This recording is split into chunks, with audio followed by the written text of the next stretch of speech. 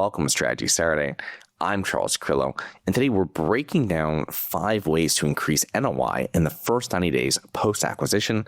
So let's get started. You have just closed on a multifamily property. The next step is to start the value add process. Now, typically for our new properties, we do not raise rent significantly during the first 90 to 180 days on tenant renewals, since we are usually focusing on correcting deferred maintenance and upgrading common areas. For unit renovations, what we're doing is we're renovating the vacant units and the new units as they turn over, and we want to keep the rest of the tenants at the property to stabilize the cash flow while making these initial changes. We don't want to go from something that's 88% occupied all the way down to 60% occupancy. We want to maintain it at some level up there in the high 80s or low 90s while we are doing the renovations. So since we are not jacking up rents on current tenants, what are some ways we can still increase the NOI? Number one is sub-meter utilities. Utilities are a huge cost, and if the property you're buying does not have sub-metering for water usage, I would definitely set aside these funds from the beginning to get this done as soon as possible. It will cost money and take a couple of years to fully integrate depending on the size of the property, but as tenants turn over, the new ones will cover their own water costs. Now, I would go as far as not to increase rent directly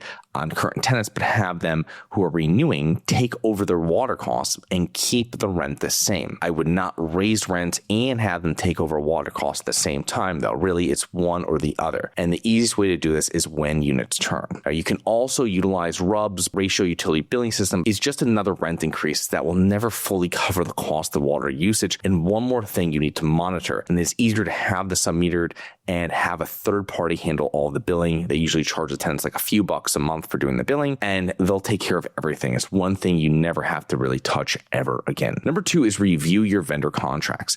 Now, typically a new owner will bring in new property management, but you still need to choose your vendors. And this could include landscaping, janitorial services, trash removal, etc. The more units and properties you own, the more leverage you will have in your vendor negotiations. And you probably checked many sources for your new insurance policy before getting it. This is one more thing that you need to check at the annual renewal for any of these contracts. Number 3 is reduce tenant turnover times and costs. So focus on how you can minimize the time and cost between tenants' move-out dates and the new tenants' move-in time. And this strategy is an ongoing process that all property managers struggle with and seek to improve as lost days of rent add up quickly. Moreover, we want to tighten up our tenant screening. Usually the benefits of this will not be apparent for many months, maybe a year later, but it is smart to start the process now. And if you want more information on this, you can check out episode SS269 to learn more about some effective tenant screening tips. Number 4 is review the rent roll and improve collections. So simply review the rent roll, confirm that the tenants are in the units are the same people that are in the rent roll and on the leases, and update their contact and work information. Maybe ask them if they're going to be renewing, get some more information and have a conversation with them, introduce yourself and let them know what's happening at the property. Next, you want to start enforcing against tenants who are behind on rent and tenants who are slightly behind on rent. So speak to them, set up a catch-up schedule, and tenants with significant back rent might warrant the start of an eviction right away. It is very rare that a tenant who is, say, 2 or more months behind on rent will ever get caught up. Maybe even 1 month behind is difficult to catch up in. So this is another reason we do not want to dramatically increase rents on current tenants who are coming up on renewal. Between the vacant units and the non-paying tenants, you already have a number of units that are not generating cash flow. Number 5 is efficient upgrades.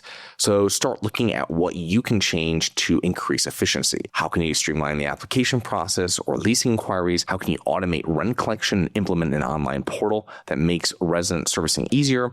Maybe you can do something with marketing and you continually keep marketing running, not starting and stopping it. And what type of, say, energy efficient upgrades can you make?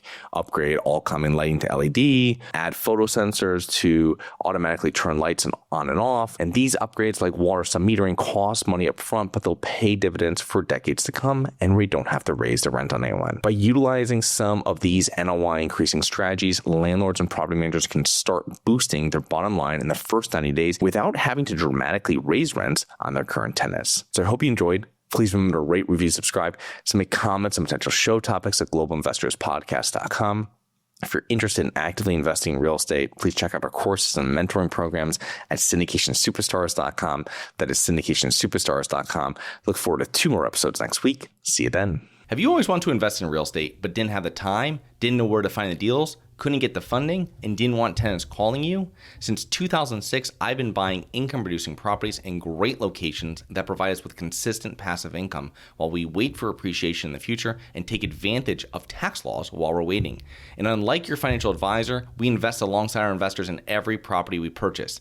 Check out investwithharborside.com. If you like the idea of investing in real estate, if you like the idea of passive income, partner with us at investwithharborside.com. That's investwithharborside.com.